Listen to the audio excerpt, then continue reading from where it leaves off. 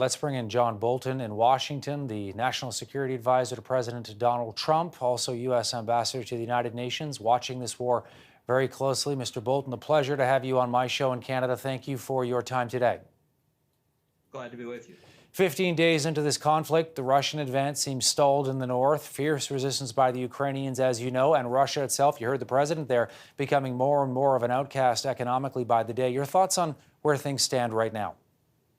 Well, I think people should understand we're in the midst of failure from the point of view of the West, from the point of view of the Western alliance.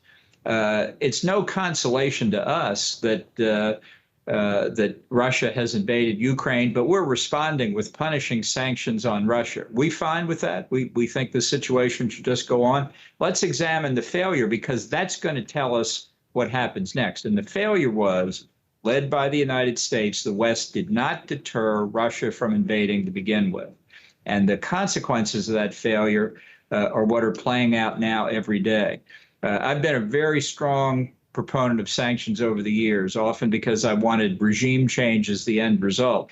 But I can tell you, we imposed sweeping sanctions on Iran after we withdrew from the nuclear deal. We've imposed sanctions on South Korea and the Maduro regime in Venezuela, roughly comparable in scope to what we've done to Russia in the past 2 weeks. And those regimes are still there, still causing trouble. Are we inflicting economic pain on Russia? Unquestionably. Is it going to stop this war? No. So the question is, unless we're content to be bystanders for the next weeks, months, who knows how long it will take, we have to consider what else should be done. To achieve what objective? To achieve peace and security in Europe. Since 1945, it's been American policy and presumably Canadian policy that that's in our national interest. Europe is not peaceful and secure today. And whose responsibility is that? It's certainly the Russians for starting the war, but it's ours for not deterring it. What's the number one thing you'd like to see the West do? I'd like to drive a stake through the heart of the Russian energy sector. I think, in fact, Prime Minister Trudeau was the first Western leader to announce that Canada wouldn't purchase Russian oil and gas. Now the Biden administration has said that, and the Brits have followed along, which is a good thing. But the Germans have flatly said that's not going to happen. Remember when Chancellor Olaf Scholz came to Washington and said, "We are united, we will do things together." Well, we're not united anymore, and don't think Putin hasn't seen that. So these are the kinds of things that show to him NATO can be divided, NATO will be divided, and as brutal as his military operation is, I'm afraid it's going to continue until some point where he can do something to restore the massive loss of reputation that the Russian military is incurring because of the heroic opposition of the Ukrainian military and failures by Russia that we couldn't have conceived of 6 months ago. Strategic failures, tactical failures, operational failures that are costing Russia dearly, but not dearly enough that it's going to stop Putin from gaining some kind of military advantage where he can say, "I've made my point, now I'll talk about how to get out of this." What do you think in terms of the fighter jets and this discussion about Poland and their MiG-29s, and should NATO countries actually provide fighter jets to the Ukrainians?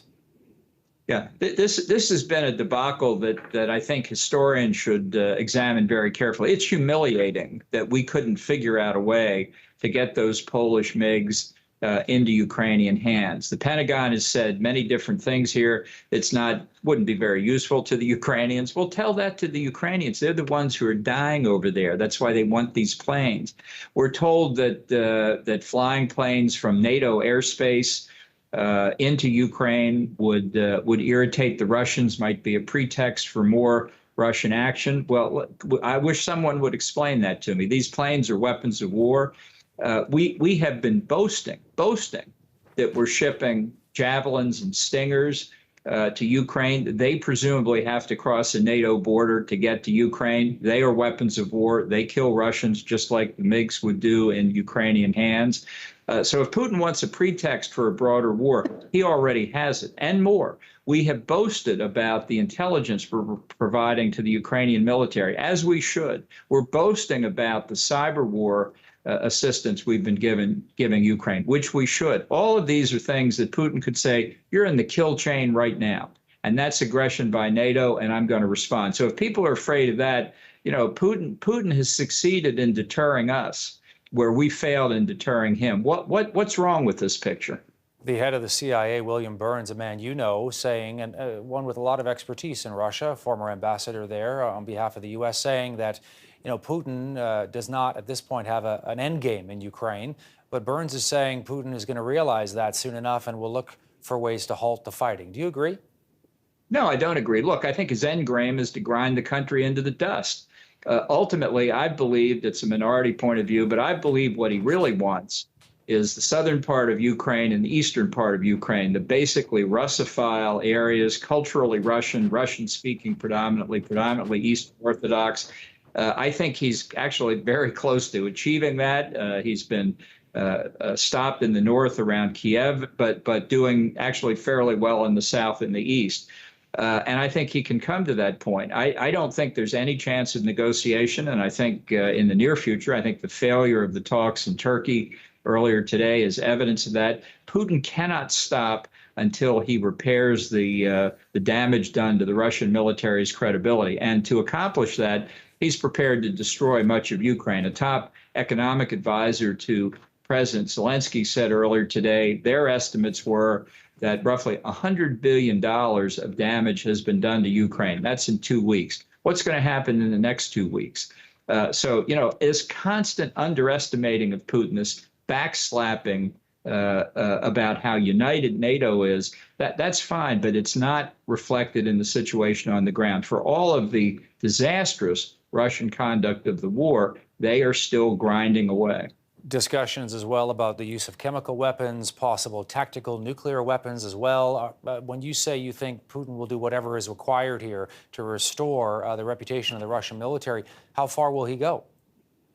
Well, I think he's prepared to go pretty far. I don't think nuclear weapons are on the table for him because he probably realizes that may finally get people's attention in the West. But he has used and watched Syrians use chemical weapons in Syria. And there are a lot of reports that they were used in Chechnya. So I don't put that out of prospect. But I think what he will count on, at least for a while longer, is just the continuing weight of Russian military force. They have made incredible mistakes. There's no doubt about it. And they've suffered substantial casualties. But I just don't think in Putin's calculus that calculates the same way it does in the West calculus. This has been part of our problem, the mirror imaging. We're saying, well, if we were in Putin's place, we'd have stopped by now. Maybe so, but we're not in his place. And I just want to end off with your thoughts on, and you touched on this in the beginning, the sort of powerlessness that is felt in the West where, we're willing to provide certain weapons, but not others. We're hoping that he will back down with all the economic sanctions. You're saying that's highly unlikely here. And so the options are sort of bad to worse for the West here. And people are constantly worried about this triggering a third world war, Mr. Bolton. Yeah, well, and that's obviously something nobody wants. And if we had been really concerned about it, and if we had thought about it the way we should have, we would have found a way to deter Putin from launching this invasion to begin with. That's why I say we have to look at this from the position that right now the Russian military is in a very tough spot, but we're the ones who have failed. We're the ones who failed to deter this. And if we don't think of things to do fairly soon, we're not going to deter the next months or weeks of crushing Russian military action. And so, history would look at the position of the West vis-a-vis this Russian invasion and say, yes, the West stood united against the invasion until the point it became inconvenient. John Bolton, former national security advisor, former U.S. ambassador to the United Nations, author. Wonderful to have you on the show, Mr. Bolton. I know it's busy, but it's great to get your perspective with us here in Canada today. Well, thank you very much for having me.